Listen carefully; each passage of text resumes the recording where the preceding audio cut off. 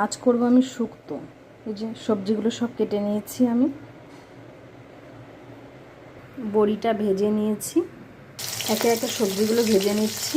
এবার তেলে রাঁধুনি, পাঁচফোড়ন আর শুকনো লঙ্কা ফোড়ন দিয়ে আমি আটাটা দিয়ে দিলাম, সর্ষে বাটা দিয়ে দিলাম, পোস্তটা দিয়ে দিলাম, ডাঁটা দিয়ে দিলাম, পরিমাণ মতন লবণ দিয়ে দিলাম। এবার ভেজে রাখা সবজিটা দিয়ে দিলাম, নেড়ে ছেড়ে জল দিয়ে দিলাম। অল্প পরিমাণে জল দিতে হবে, কারণ পরে দুধ অ্যাড হবে। ঢাকা দিয়ে দিলাম, বড়ি দিয়ে দেব।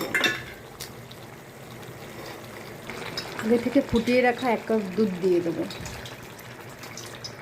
আগে একটু সর্ষে আর একটু আদা বাটা দিয়ে দেবো।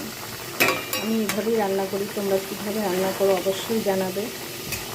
রেডি আমার দুধ শুক্তো।